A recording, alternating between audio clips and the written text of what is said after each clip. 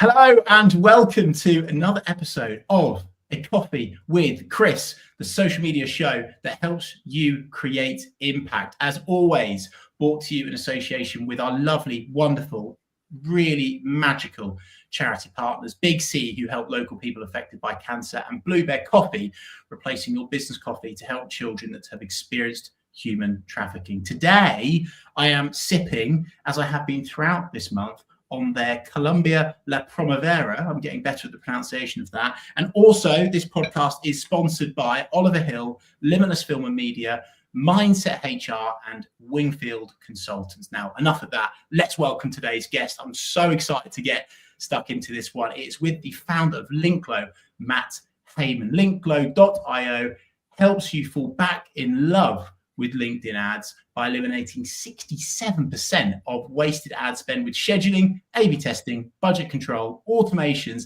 and alerts. Matt, first of all, LinkedIn ads, let's kick off with the why, because people still aren't jumping into this world. Why should people use LinkedIn ads? Well, firstly, thanks for having me on, Chris. Really, really appreciate being on the podcast. Huge privilege, and thank you. And thanks to your audience for having me.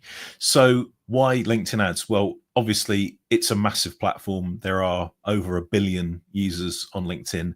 And most of those users, myself included, unlike other platforms, voluntarily give up huge amounts of personal data to fill their profile.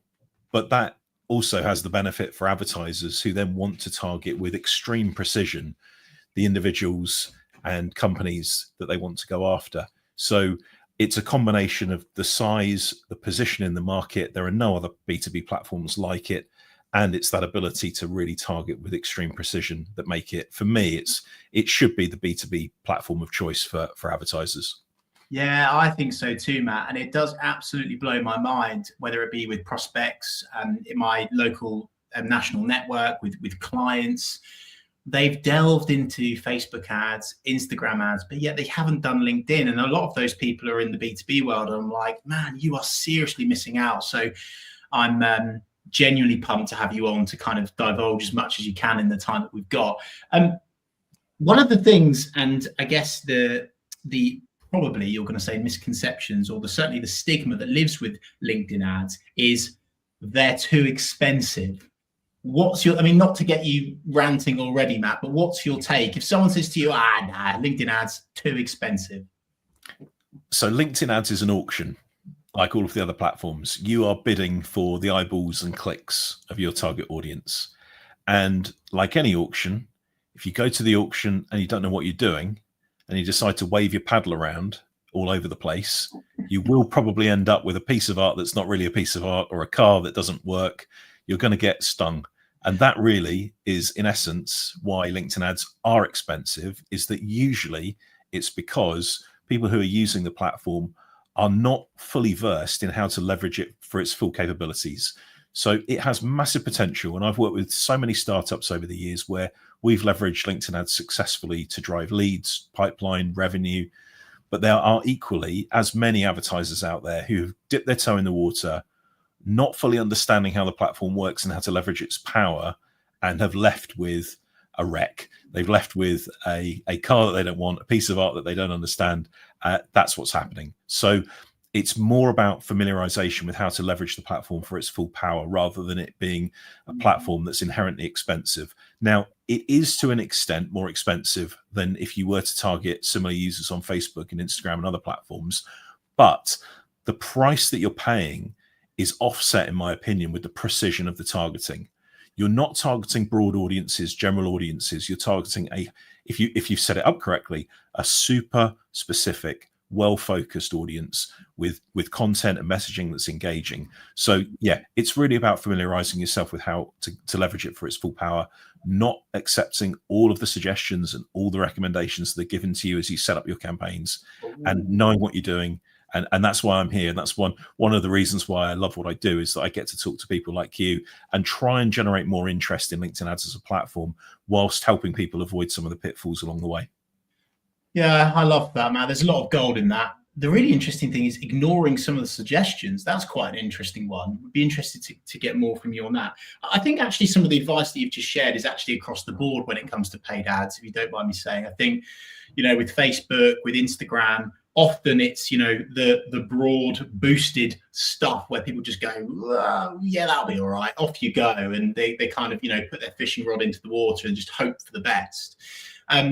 So would you say, if I've kind of listened to you properly there, Matt, with LinkedIn, because of the amount of data you've got, even though it is, slightly more expensive, depending on your opinion on that, than the other platforms, you can actually go really, really targeted, really, really niche. And obviously, if you're in the B2B world, it's a no-brainer, right? Yeah, exactly. So if you're anybody watching or listening to this podcast who has a LinkedIn profile, think of all of the different information that you've voluntarily given up to LinkedIn to pad out your profile. Advertisers now have ready access to that information. You as an advertiser, not necessarily as a user, can access that information and create really custom, really specific audiences that are aligned very closely to your target audience. So yeah, it's really just about making sure that you know how to avoid the pitfalls, and without throwing yet another analogy into the mix as well. Think of it a little bit like the other platforms, all of the platforms, in a sense. I think to a degree, it's a bit of it may be a mischaracterization, but it's a bit of a casino-like nature to a lot of the advertising platforms. I'm just going to throw some money at this. If we think about it like a roulette wheel, I'm just going to stick a few chips on a few numbers, and when one comes in, I'm going to be rich. And now there may be one or two people that do that, and best of luck to them. The house always wins in that case. But if that's your approach, then you may get a winner, you may not. It's really being a lot more thoughtful in how you approach it. And also the reason why LinkedIn is expensive is a classic trope, is that the entry level, if you like, the table that you're on, if we carry on that analogy, the minimum bet is higher.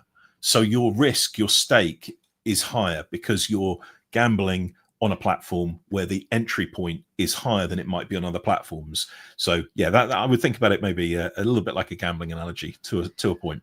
No, I think that's a good take, and to continue on with that gambling analogy. And I know that a lot of our growing community here are, within that SME bracket they would put themselves in. And actually they don't have the marketing budget to go up to a table that's £50 minimum entry and spread everything all the time and do that thing where if they lose on 50, they double it to 100. And if they lose on 100, they double it to 200, right?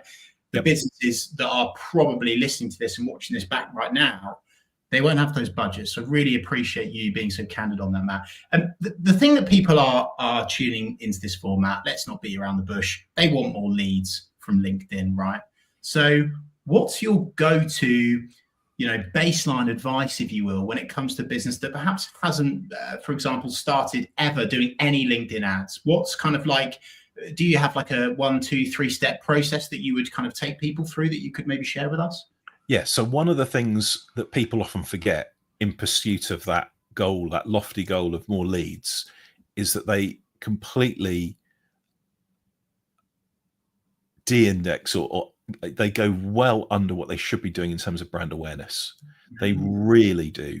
So all of the research that's out there suggests that brand awareness provides a foundation layer, a foundation level on which everything else is built.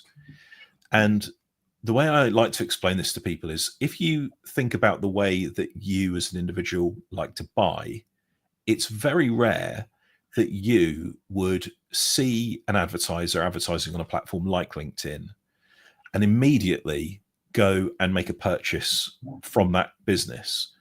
But yet time and time again, a lot of advertisers completely disregard and ignore that and say, well, we're just going to put up a book a demo link in our ad and hope that people will book a demo, when they themselves, if you dig into it, have never performed that action themselves and probably never would.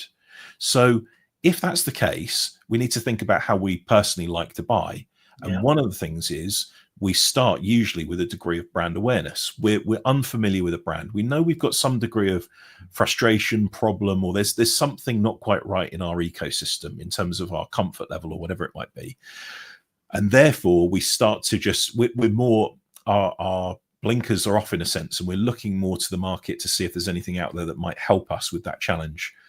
Brand awareness provides the background, the backdrop to that kind of research. And so if you're not doing your brand awareness activities and ads in particular, then you don't have that foundation, and you are hoping that the 5% of your audience that are ever in market for your products or services happen to see your direct response ad, book a demo, make a sale. So it's more about reconnecting with how you as an individual like to buy and how your peers like to buy, and reflecting that in your ads, as long as it's obviously aligned to your ICP, rather than going in with, yes, but we need leads now. Yeah. Well, in fairness, it's a little bit like SEO.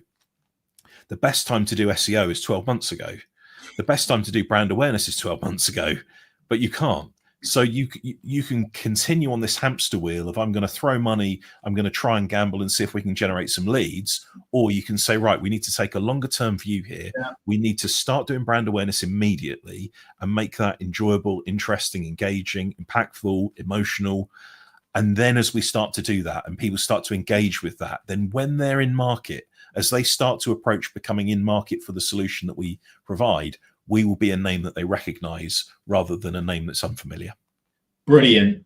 And you're preaching to the converted, Matt. And it's so refreshing to hear from someone that I would deem in a more technical digital marketing field to say, actually, hey, do you know what? That brand awareness activity, it's really important. And obviously, given what we do in the world of organic social media, we're all about brand awareness, that top of funnel marketing activity, right? And so for you to accelerate that even further through paid LinkedIn ads, I think is absolute magic and is actually really refreshing to hear. So good for you, sir. Everyone knows by now, 7 touch points on average for someone to make a purchasing decision. I'm sure that you've got stats where that comes from as well, Matt. So I think that is some really good go-to advice for people to factor in if they're starting out on LinkedIn.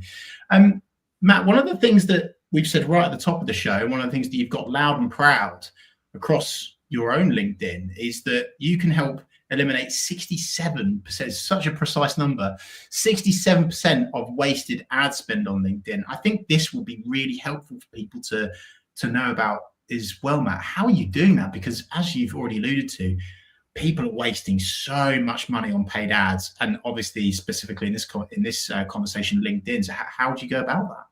So one of the key issues with LinkedIn ads is a lot of the default settings don't necessarily favor all advertisers.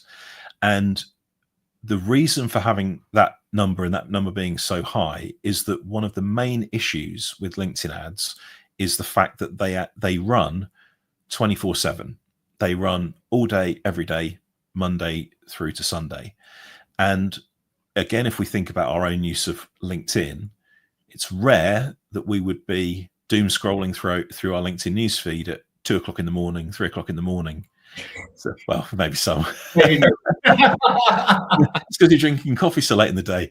True. So, but the majority of people, you've excluded, the majority of people are not fully engaged on the platform at those times, but our ads run at those times. So how that shows up for most advertisers is that their LinkedIn ads are running 24/7. Their budget resets at midnight UTC, which is roughly there or thereabouts, same time as London time. But what that means is if you're based in America, North America, parts of EMEA, Australia, New Zealand, your budget is being reset at these random points of the day and random times of the day. And LinkedIn starts to show you those ads, or show your users those ads, your ICP, showing ads all the time.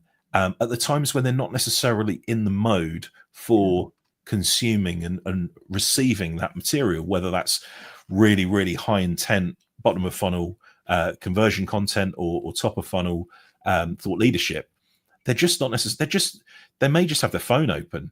So the reason that we can make that claim is that when I speak to advertisers who book a demo with Linklo, they report to me consistently that when they wake up in the morning and their paid ads manager or their head of marketing is checking their budget spend 6, 7, 8 o'clock, 9 o'clock in the morning, they're seeing a good percentage, and it ranges between 30 to 70% on average, is gone before they themselves and their target audience are even conscious. Wow. So we talk about, lead generation. Well, people don't necessarily convert very well when they're unconscious. It's not a good time. So what we try and do with Linklo is, and we're not about necessarily reducing what you spend. We want advertisers to reap the full benefits of the ads platform, which are huge and powerful.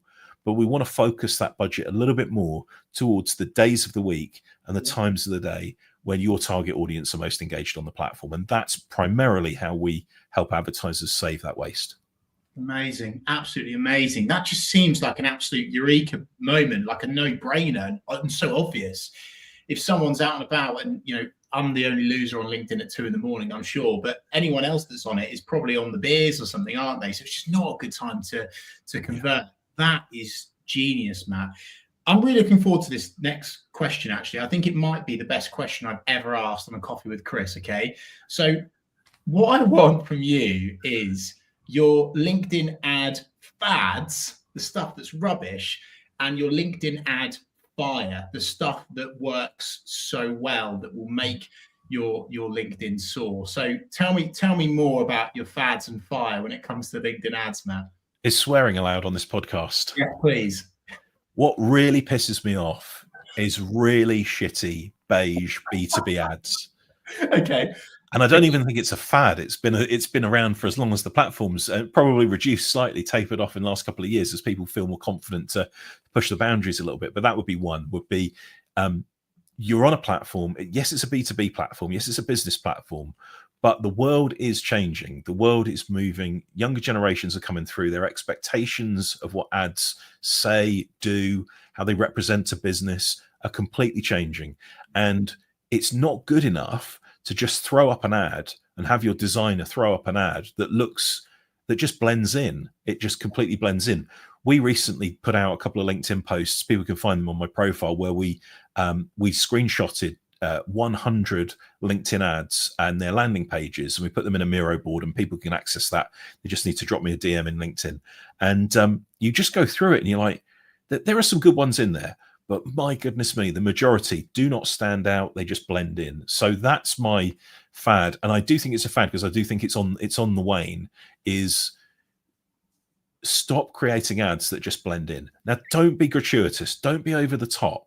It doesn't have to get attention for the sake of getting attention, but try and experiment with new ideas, fresh ideas, messaging that is more around brand awareness, for example, even just skewing slightly more towards brand awareness, talking in your ads about the emotion that is generated by using your product, and not just, it does this very well. We've got to move away from that. So yeah, that would be my fads. Crappy ads. Love that. And fire? What's working on LinkedIn right now? What are you seeing that works really well? So a couple of things. Thought leadership, sponsored thought leadership ads, which we might get into in a bit. But one thing in addition to that I've been experimenting with here at Linklo, and I'm hearing from other LinkedIn advertisers as well, is interesting, is CTV ads, so connected TV ads. That's a relatively new addition to the LinkedIn ads suite, and that allows you to run your ads, your video ads, on TVs that are connected. Now, it's only available to TVs or users in North America, but I've been experimenting with that over the holidays because, to the point around, people being engaged on the platform. Well, over the holidays, they're watching Disney movies, they're watching with their family, or they're not on LinkedIn as much as they were. So I thought, let's test CTV ads, let's try those. And initial data suggests there's a lot to like about CTV ads. So I'll be posting more about this in the next couple of weeks and months, but I do think CTV is a good shout. If you're targeting users in North America and those users are or may be receptive to TV ads, then I think CTV is definitely worth a look. But at the moment, it's a little bit too early for me to give a bit more detail. But yeah, they're definitely worth considering and relatively easy to set up. And also with the targeting capabilities, you're not running TV ads to everybody. You're running them to potentially a retargeting audience, potentially a really tightly focused group of companies. The targeting combined with the delivery is, I think there's a lot to like about those. I can see us doing more of those in future. I love a trend, an upcoming trend or something like that, man. That's really interesting. You've mentioned North America there, and if you don't know, that's okay. Do you think that this is something that's going to come over to the UK soon, that we'd expect to work well with the UK market? I think so, but I think primarily, I don't know this for certain. My suspicion is that they're rolling it out in North America to test its impact because of the user base. Yeah. You also, because you don't have the likes of GDPR and some of the other privacy legislation that you have in the UK, which has impacted some of the ad units that LinkedIn offer, not all, one or two.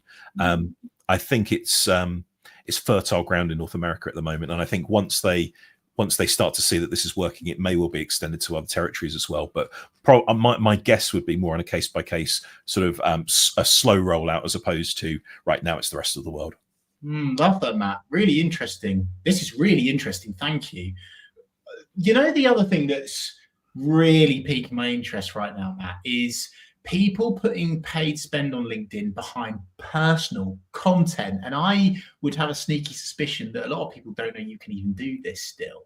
So what's your take on putting paid spend behind personal content? I think earlier you said that's thought leadership, Matt. So could you kind of just share some information, some wisdom, some insights into that? And I guess kind of validate, is this something that people should be trying in 2025 and beyond?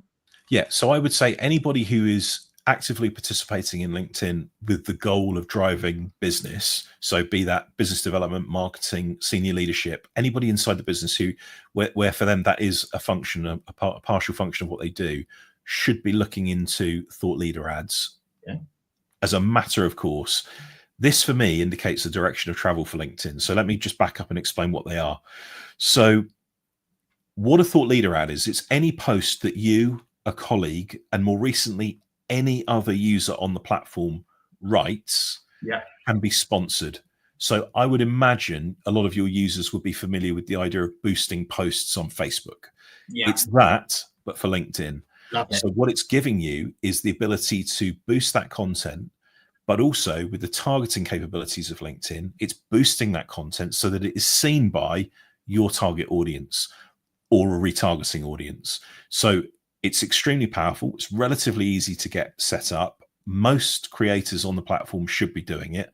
And the beauty of them, and this is why I do think there is an element here of getting in sooner rather than later, is that when you sponsor a post, the indication that it is sponsored is relatively small. It looks, in other words, very natural and very organic in the newsfeed. It doesn't have a big red badge slapped to it, which means that you might scroll through it. It looks natural. Now, again, I use this phrase when I speak to some advertisers who come onto demos, or just when I'm talking. Linklo doesn't fix crap ads, and thought leadership boosting won't fix crap content, but it will really amplify good quality content. I know you and colleagues and other people that you work with focus on the creation of really valuable content. It will help, it will aid that, but it won't fix the problem of its poor quality content. So just to summarize, it's any post that you create, a colleague creates, or any other user on the platform. You then specify to LinkedIn who you want to see that post. You then allocate a budget for that, and that post is then distributed and shown amongst your target audience. Cool. Very, very powerful. Cool. Love that, Matt. Really, really love that. And I'm excited to do that myself, actually. Hypothetically speaking, Matt, wink, wink, nudge, nudge, could someone engage with Reeve Social Media on organic social content and then engage with linklo.io to then boost said content to the right audience? Is that something that you would do? No. So the platform doesn't do that. That's what you would do inside a campaign manager inside of LinkedIn. What Linklo will do is make sure that the on and off button of that particular campaign is not set to 24/7. So yes, you could boost that content. In fact, I'm coaching somebody right now who started this the other day, and her spend went over 2 days consecutively. We're getting her set up on Linklo so that she will be able to specify what days of the week and what times of the day that boosting takes place. So it's an extra twist on that. It's rather than saying, I'm going to boost it and then walking away, it's saying, I'm going to boost it, but I only want to boost it. A good example would be, I'm targeting people in the UK. I'm only going to boost that. I only want that content boosted between the hours of 7 o'clock in the morning and 10 o'clock in the morning weekdays, or maybe 7 o'clock in the morning until 9 o'clock in the morning on a Saturday when people are in kind of 50-50 mode, as I like to call it. So what Linklo is doing is saying, whatever you're doing inside of LinkedIn with your ads, we're going to put some conditions on that. They're going to maximize the spend and make sure that it's leveraging the platform at the right times and the right days, rather than just letting it go from there. Amazing, magic. And actually, just back to your previous response to my previous question, I've just thought of something actually, Matt. I love what you've said about how sponsored personal posts right now, posts with personal spend behind them. I love the fact that it doesn't look obvious. Yeah. And that will inevitably change, like it does with every social channel, right? Yeah, and I think that is a real opportunity for people to jump on in 2025, and obviously wouldn't hesitate to recommend you guys to support with that. Matt, apart from the stuff that you've already suggested in terms of the LinkedIn fire, not the fads, what other stuff on LinkedIn in terms of paid ads working for some of your clients this year so far, and maybe share some stories if you don't mind, because it'd be interesting to see how other businesses could maybe cherry pick some of the best of what you do. Definitely. So gated lead gen is one to consider. Now, I think the general feeling around gated content and lead gen has changed over the years, and I followed that journey, and I followed the debates. I've used it consistently in all of the businesses that I've worked with, and prior to Limitless, I worked at 2 separate startups that were both subsequently acquired, and gated lead gen content formed a role in that success and the success stories of both of those businesses and others that I've worked in.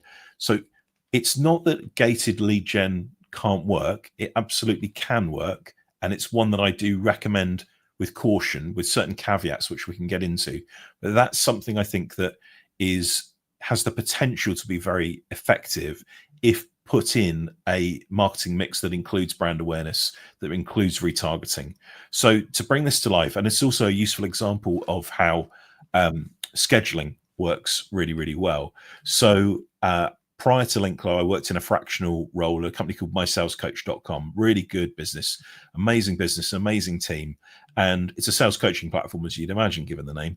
And one of the things that we did there was we developed a series of assets, PDFs effectively, that we would offer to prospective users of the platform.